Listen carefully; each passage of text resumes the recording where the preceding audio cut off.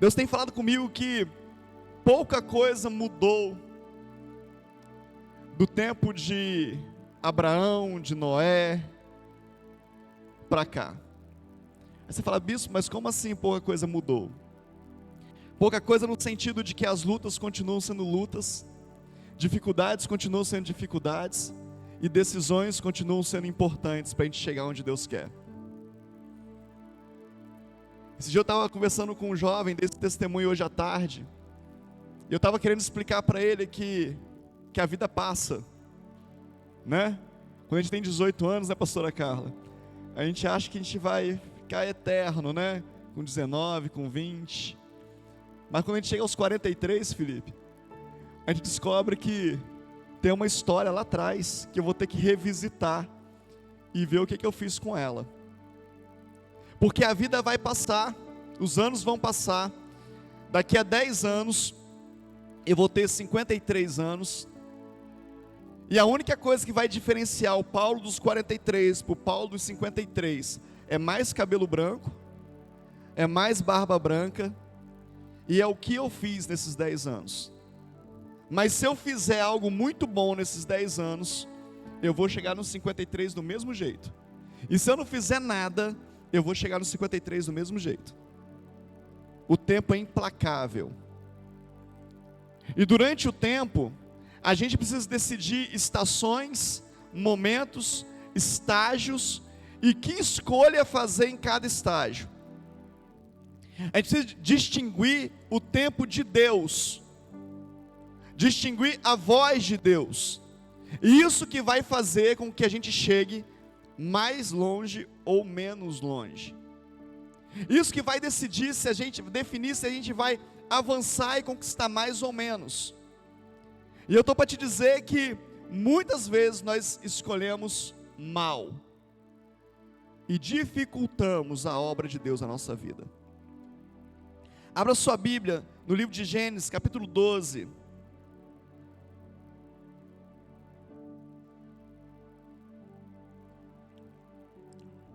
Eu vou ler o primeiro versículo e o segundo, para a gente começar essa palavra. Gênesis capítulo 12, verso 1. Diz assim: Então o Senhor disse a Abrão: Sai da tua terra, do meio dos seus parentes e da casa de seu pai, e vá para a terra que eu lhe mostrarei. Farei de você um grande povo, o abençoarei, tornarei famoso o seu nome, e você será uma bênção. Amém?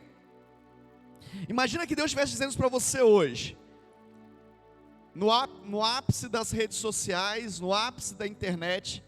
Deus virasse para você e falasse para você: farei de você um grande povo, te abençoarei, tornarei famoso o seu nome, e você será uma bênção. O que você acha dessa promessa? Você ia dar um glória a Deus? Você ia ficar meio assim? O que você acha? Essas eram as promessas de Deus para Abrão. Mas Abrão precisava fazer 3 coisas para que essas promessas fossem reais na vida dele. A primeira coisa era sair da terra. A segunda coisa era sair do meio dos parentes. E a terceira coisa era ir para onde Deus mandou. Aí você pode falar para mim assim: bispo, mas é a mesma coisa. Sair da terra, sair da parentela, ir para onde Deus mandou é um chamado só. Não é. Jonas foi chamado por Deus para sair do lugar onde ele estava e ir para uma cidade pregar o evangelho. Amém ou não amém? Você lembra da história de Jonas? Jonas saiu da cidade onde ele estava, sim ou não? Sim, mas não foi para onde Deus mandou. Só 50%. Entendeu? Sair de onde Deus mandou você sair não necessariamente faz chegar onde Deus quer que você chegue. São 3 escolhas: sair do lugar, sair do meio de pessoas e ir para onde Deus mandou. Se você continuar lendo, capítulo 12, verso 4, diz o seguinte: Partiu Abrão como lhe ordenara o Senhor. Ele saiu, ele foi obediente, e Ló foi com ele. Ló era o que de Abrão? Sobrinho, parente. Ele saiu, mas ele não conseguiu sair do meio dos parentes. Você pode perguntar para mim, bispo, então todo mundo que Deus chamou tem que sair no meio dos parentes? Não necessariamente. Alguns Deus usa na cidade que Ele chamou, senão essa igreja aqui ia ser só a igreja de gente que nunca morou em Timóteo, não nasceu em Timóteo. Não é o caso. Mas o pastor que fala para você, e a pastora que Deus trouxe para cá, como família pastoral, é alguém que teve que sair do meio dos parentes para estarem aqui. Então em alguns casos Deus faz assim, outros não. Mas a ordem de Deus para Abraão era: sai da tua terra e da tua parentela. Abraão chegou e falou: vou sair da terra, mas vou levar Ló comigo. Deixa eu te falar um negócio, querido. 90% de obediência é desobediência. 99% de obediência continua sendo desobediência. Talvez Deus tenha falado com você, dado uma palavra sobre a sua vida: eu te quero nesta igreja, eu te quero no meio desse povo, mas eu te quero também naquela célula. Você fala: naquela célula eu não vou, não gosto daquele povo. Eu te quero nesta igreja, eu te quero no ministério de louvor, no ministério de louvor eu não vou, tenho vergonha. Eu te quero nessa igreja, eu quero na consolidação eu não vou, na intercessão eu não vou, na diaconia eu não vou. Eu só quero estar onde Deus mandou eu estar, mas eu não quero fazer o que Deus mandou eu fazer. Isso é desobediência. Qual é a consequência da desobediência? Eu dividi essa palavra em alguns momentos. Esse é o primeiro momento, o momento do chamado, da ordem. Deus deu uma ordem. Quem tem um chamado de Deus aqui? Quem tem uma palavra de Deus sobre a sua vida? Eu vou te abençoar, eu vou te levar, eu vou te enviar, eu vou te levantar, eu vou te estabelecer. Todos nós temos uma palavra universal de Deus. A palavra de Deus universal é dizendo primeiro quem você é. Você é sacerdócio real, povo escolhido, nação santa. Você pode dar um glória a Deus aí? É a palavra universal para você, todos nós sabemos disso. A outra palavra universal é: ide por todo mundo, pregar o evangelho, batizando, ensinando a todos, e estarei com vocês todos os dias. É universal, pregar o evangelho, batizar, falar de Jesus, é universal, é para qualquer pessoa. Então todos nós temos uma palavra. A maioria de nós tem uma palavra específica, como a de Abraão: sai da tua terra, da tua parentela, ou faça isso, ou faça aquilo. A questão é que nós, nesse primeiro estágio, nós nos emocionamos com o chamado. Eu estava pregando essa palavra hoje à tarde para os jovens, e eu me lembrei do meu chamado pastoral, naquele congresso de adolescentes, dos 13 para os 14 anos. Era um congresso de adolescentes, mas era um congresso missionário. E o pastor que estava pregando, o pastor Celso Cortes, ele era presbítero da igreja na época, depois ele se tornou um missionário na Itália. Ele e a irmã Marlene, a sua esposa, começaram a falar o nome dos países que precisavam de pastores, e aquilo começou a queimar dentro de mim, eu era o único adolescente que estava chorando naquela igreja cheia de adolescentes, e eu ouvi Deus falar comigo: não é missões, é pastoreio, eu estou te dando um pastoreio. Ah, como foi emocionante, como foi tremendo, como eu me emociono de lembrar daquele dia, do banco que eu estava, como marcou a minha vida. Mas e de lá para frente, o que eu fiz? Eu lutei contra isso. Eu arrumei um monte de desculpa, eu arrumei um monte de obrigação, eu arrumei um monte de curso, um monte de atividade, um monte de coisa, para adiar, mas eu sabia, era gostoso lembrar daquele chamado, mas eu não trabalhava pelo chamado. Eu gostava de me lembrar de Deus falando comigo, mas eu não movia no mundo natural para que aquilo acontecesse. O que aconteceu, bispo? Eu adiei o que Deus tinha na minha vida. É disso que eu estou te falando. Eu sei que você tem um chamado, mas talvez você esteja adiando. E por adiar, a gente cria problemas sem necessidade. Gênesis capítulo 13, verso 6. E essa palavra vai ser uma palavra bem expositiva, nós vamos ponto a ponto da palavra. Gênesis 13, verso 6 diz o seguinte: e não podiam morar os dois juntos na mesma região. Os dois quem? Abrão e Ló, porque possuíam tantos bens que a terra não podia sustentá-los. Por isso surgiu uma desavença entre os pastores dos rebanhos de Abrão e os de Ló. Nessa época os cananeus, os ferezeus habitavam naquela terra. Então Abrão disse a Ló: não haja desavença entre mim e você, entre os seus pastores e os meus, afinal somos irmãos. Aí está a terra inteira diante de você, vamos nos separar. Se você for para a esquerda, eu vou para a direita, se você for para a direita, eu vou para a esquerda. Por que teve isso aqui? Por que aconteceu essa reunião familiar? Por que teve que ter uma reunião burocrática da empresa de Abrão com a empresa de Ló, com a pecuária de Abrão com a pecuária de Ló? Porque Ló foi junto. Qual que era a promessa de Deus para Abrão? Vai que eu vou te prosperar. Então Abrão crescer, Abrão avançar, Abrão chegar a ter um grande rebanho, era natural, era a promessa de Deus. O problema é que os dois juntos a terra não comportava. A terra comportava Abrão. Deixa eu te falar um negócio, querido. Tem lugares na sua vida que é só para você. Tem lugares que Deus separou para você. Não fica levando cacho atrás de você, não. Não fica carregando bugiganga atrás de você, não. Bugiganga emocional, não. Não fica querendo ser melhor que Deus, não. Ah, coitadinho, eu tenho que carregar, porque coitadinho vai ter... Deixa Deus cuidar de cada um. Se Deus te deu uma palavra, vai e faz o que Deus mandou você fazer. Quando Deus chamou eu e a pastora Carla para o tempo integral, para pastoreio integral, e nós nem tínhamos entendido isso tão claramente, nesse momento que eu vou te contar, mas Deus falou conosco: chame os seus discípulos, despeça-os e os abençoe. E eu chamei cada discípulo meu, e falei com cada um: eu estou indo embora dessa cidade, Deus mandou te abençoar, Deus mandou orar com você, e você vai ficar aqui, você vai permanecer aqui, você vai fazer a obra de Deus aqui. A pastora Carla chamou cada discípula dela, abençoou cada discípulo: você vai ficar aqui, ninguém vai atrás da gente, você vai ficar aqui, Deus te quer aqui. Deus mandou eu e o Paulo sair, não foi você, então você permanece onde você está.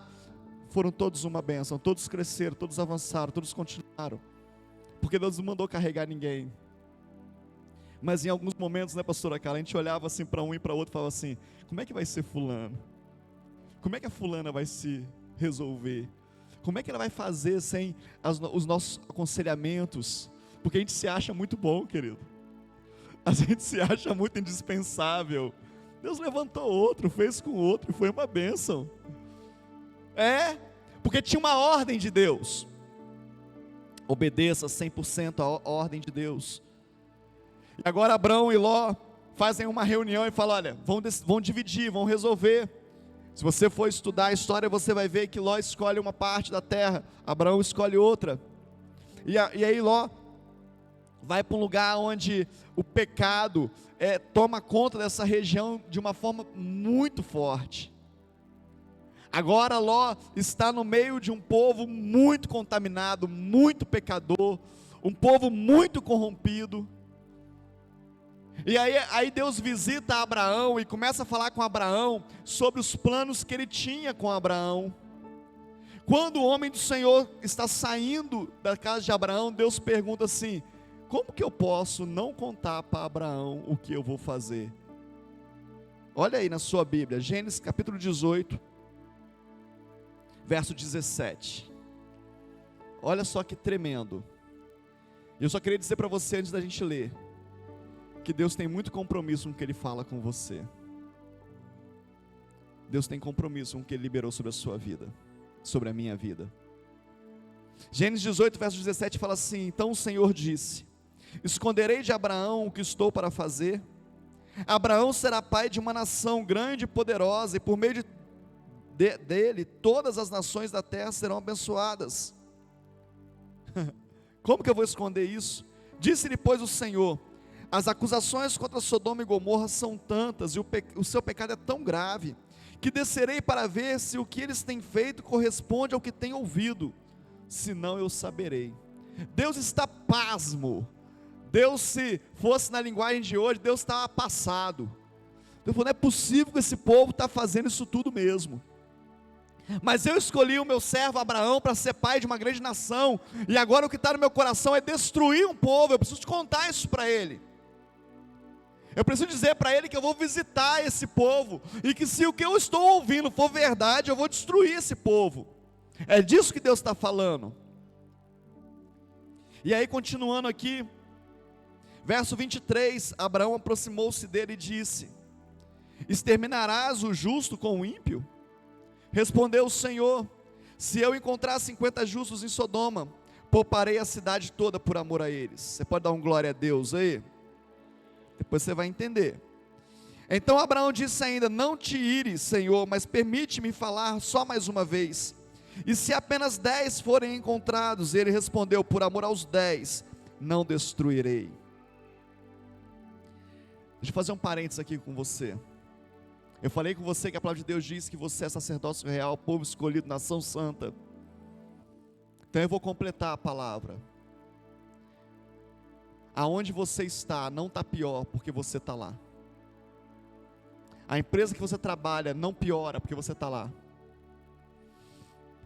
O lugar que Deus te plantou está prosperando porque você está lá. A cidade que você mora, Timóteo, não está um caos, porque nós estamos aqui como igreja do Senhor Jesus e as centenas de outras igrejas. Querido, se tivesse 50, Deus poupa. É muito forte isso. Sabe o que Deus está falando para Abraão, querido? Se tivesse 50, Abraão, eu consigo tratar, eu consigo lidar com o pecado do povo, por amor aos 50.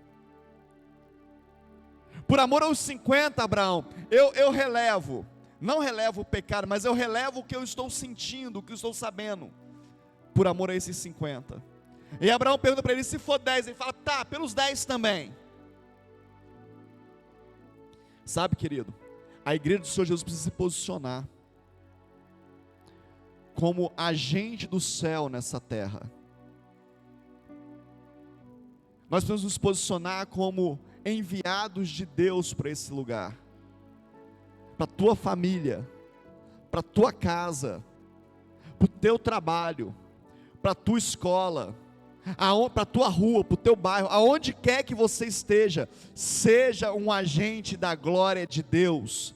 Seja alguém que transforma ambientes. Aonde tinha caos, agora tem paz. Onde tinha tribulação, agora tem alegria. Porque eu cheguei, porque o Senhor é comigo, porque a graça dele é sobre a minha vida, porque eu tenho a unção de Deus sobre mim. É isso que Deus espera de cada um de nós. Olha para esse irmão que está do seu lado e fala assim: é isso que Deus espera de você. É isso que Deus espera da igreja. É isso que Deus espera dos seus filhos. Abraão continua negociando com Ló. Abraão continua negociando com o Senhor em prol de Ló. Até que os homens que estão com Abraão agora vão visitar Ló. E aquela cidade está tão deturpada, tão corrompida, que os homens daquela cidade desejam ter relações sexuais com esses homens que foram visitar Ló. Ló tenta impedir, os homens os protegem. E aí vem a terceira fase, que eu queria falar com você, é quando nós escolhemos errado, Deus está pronto para nos socorrer, mas nós ainda duvidamos. Ah, querido, essa fase é difícil. É a fase que o teu pastor fala para você: não vai por aí, mas você fala: será? É a fase que a tua pastora fala: vá por aqui, você fala: será? É a fase que você vai na célula, o estudo é todo para você, você parece que quem escreveu o estudo, leu a sua vida e escreveu ali, mas você sai dali pensando: Deus, será? Sabe que a gente duvida dessas coisas, querido? Porque a gente duvida do amor de Deus. A gente mede o amor de Deus com o nosso amor. A gente avalia Deus a partir da nossa ótica. Olha o que Deus faz com Ló. Aí você vai entender tamanho amor. Eu fiquei lendo esse texto, esse trecho, e eu fiquei pensando assim: será que eu faria? Será que eu deixava Ló para lá? Gênesis capítulo 19, verso 14. Fala assim: então Ló foi falar com seus genros. Ló era um bom sogro, né? Foi falar com um genro que nem tinha casado ainda com as filhas dele. Sogrão ele. Os quais iam casar-se com as suas filhas, e lhes disse: saiam imediatamente desse lugar, porque o Senhor está para destruir a cidade. mas eles pensaram que ele estava brincando. Aqui, ó, tem uma palavra de Deus para você. Deus vai destruir essa cidade. Sai daqui, vaza daqui. Você está doido, Ló? Como assim vai destruir? Querido, tem uma nova ordem mundial sendo implantada aí no universo, no mundo, no Brasil.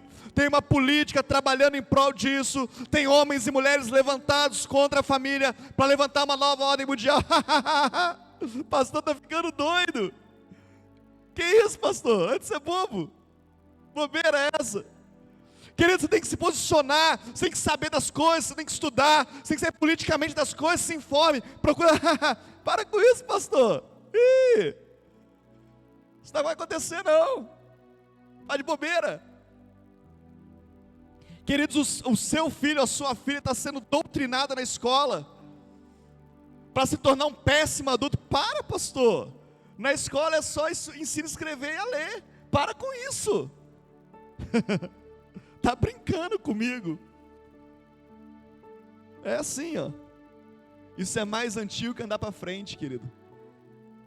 Pessoas achando que o que Deus está falando é brincadeira.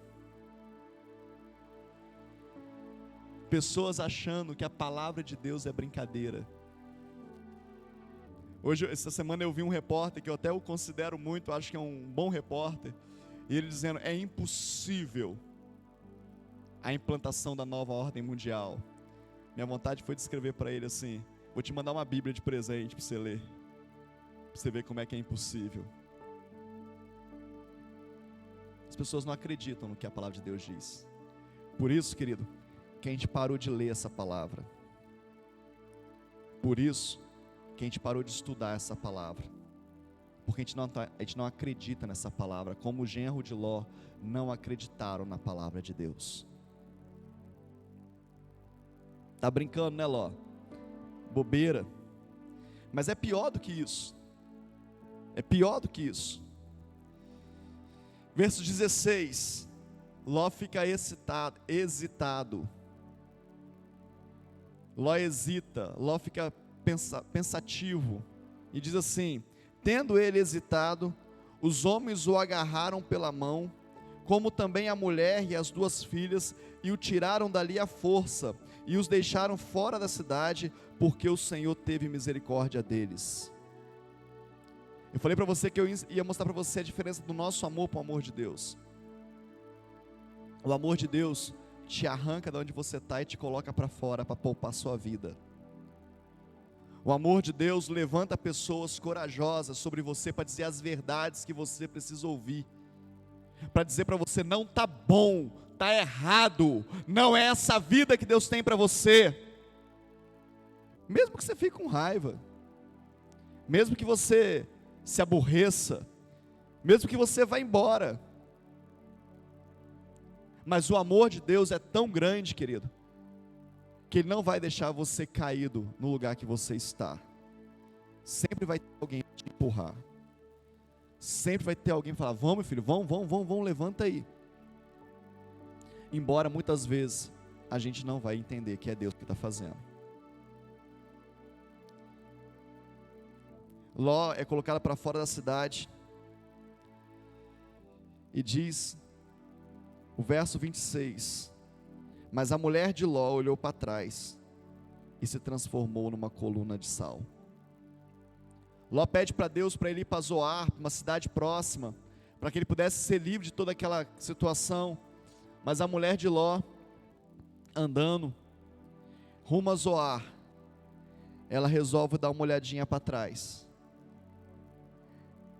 Talvez na cabeça dela, e agora eu estou falando das minhas palavras, não é a Bíblia que diz isso. Talvez eu esteja medindo ela por mim. Mas talvez na cabeça da mulher de Ló estivesse pensando assim, puxa vida, e a nossa casa, e as nossas coisas, e o nosso rebanho, e tudo que nós construímos, e os nossos amigos, e os nossos genros, como é que vai ser? E com esse sentimento ela tem olhado para trás, e ela vira uma estátua de sal, dizem os historiadores, para ser lambida pelos bois. Sabe o que Deus falou comigo, querido, quando eu estava estudando essa palavra? Que tem pessoas dentro da igreja que estão como estátuas, porque não param de olhar para trás.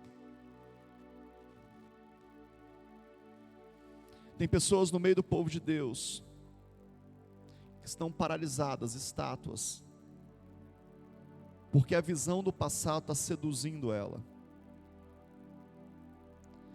Mas como é que eu vou fazer, pastor? Tem pessoas no meio da igreja alimentando pecados de estimação, pecados pet de estimação. Dá banho, escova o pelo, compra comidinha para alimentar o pecado. Em algum momento da vida não acredita no que diz a palavra, fala, não, mas isso aqui não tem problema, isso aqui eu vou resolvendo.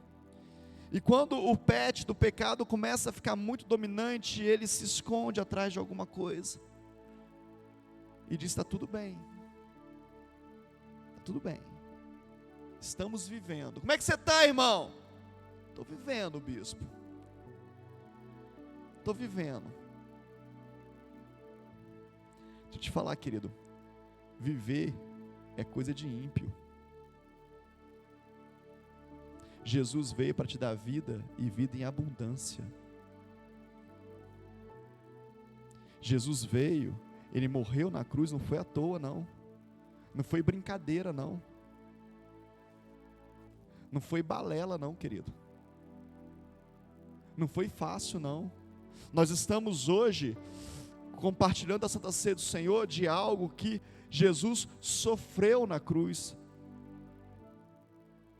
Este é o meu corpo que foi partido por vós.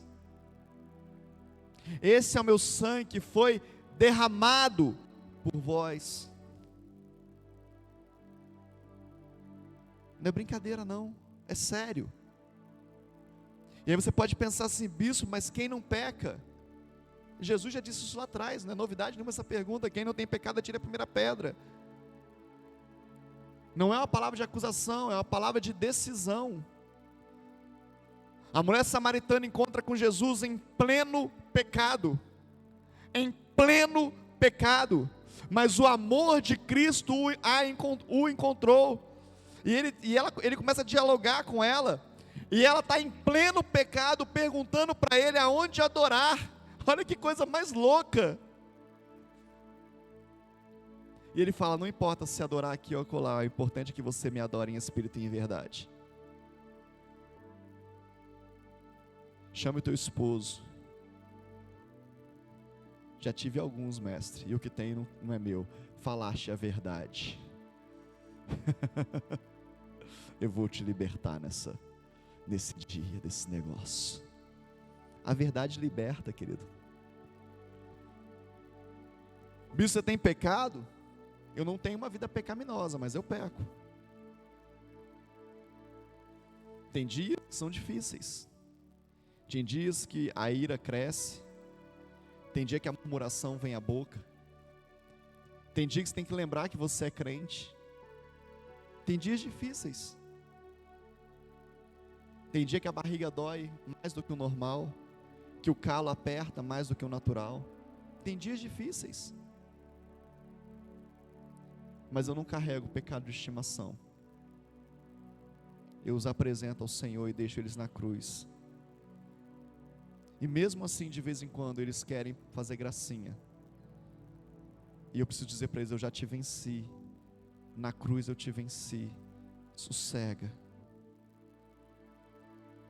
Essa é uma noite de decisão, de você deixar na cruz aquilo que você está escondendo, aquilo que está te dominando, para você viver uma nova história com Cristo. Essa noite é uma noite de você deixar a paralisia de lado e voltar a caminhar com Cristo. Deus falou comigo quando eu estava preparando essa palavra, que tem pessoas no banco, paralisadas, Ele já cansou de falar para você se posicionar, mas você continua paralisado. A última fase dessa palavra é a fase onde nós somos, mesmo duvidando, mesmo sendo empurrados, mesmo dizendo para Deus que nós estamos desconfiados da tua palavra, Ele nos cobre com o seu amor. Isso é graça. Isso é o tempo que nós vivemos hoje. Gênesis 19, verso 29 fala assim: quando Deus arrasou as cidades da planície, lembrou-se de Abraão e tirou Ló do meio da catástrofe que destruiu as cidades onde Ló vivia. Eu queria pregar uma palavra inteira só sobre esse versículo, só para tentar te mostrar o que Deus está falando aqui. Deus se lembra de Abraão e salva Ló. Por que não diz que lembrou de Ló? Ló não tinha frutos dignos de se fazer lembrado por Deus, mas Abraão tinha. Sabe por que você está aqui hoje, querido?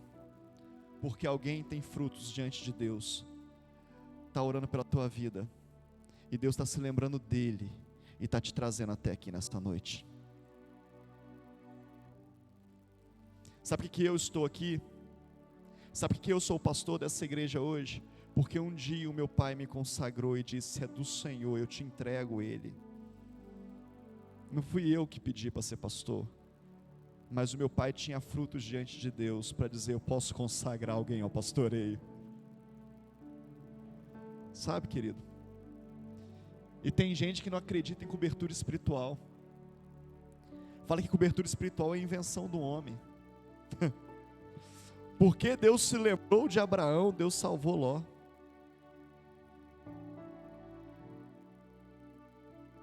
De quem Deus vai se lembrar para te salvar? Ou quem Deus, lembrando de você, vai conseguir salvar? Porque você é um intercessor, porque você é uma cobertura espiritual sobre a vida de alguém.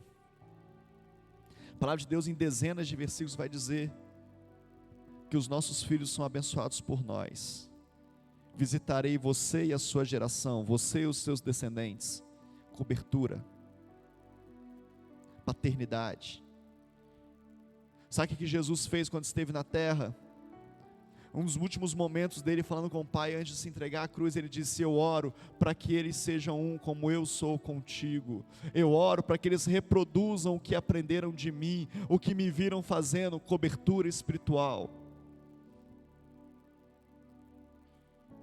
Por isso que você precisa estar debaixo de uma cobertura espiritual. E isso não é brincadeira. Por isso que não dá para ser crente de Cristo em casa. Não dá para ser. Não tem jeito. Por isso que tem que ter aliança entre homem e uma mulher. Por isso que tem que ter aliança entre pastor e ovelha, entre pastora e ovelha. Por isso que tem que ter aliança entre pai e filhos e pais. Porque a palavra de Deus diz que nesse tempo, nesses últimos dias, Ele vai converter o coração dos pais aos filhos e dos filhos aos pais. Sabe o que Deus está gerando nesse tempo, querido? Uma igreja de paternidade. Uma igreja de pais e filhos. Sabe o que Ló era de Abraão? Para Deus, filho. No mundo espiritual, filho. Por isso que você não pode ficar andando de porta em porta, procurando alimento de porta em porta, quando Deus já te deu um lugar para você se alimentar, e você se aliançar, e você firmar raízes, e você crescer, e você reproduzir, e você avançar, e sair dessa estagnação. Sabe quem vai te ajudar nisso? Quem Deus colocou sobre a sua vida, o Abraão da sua vida, o seu pai na fé.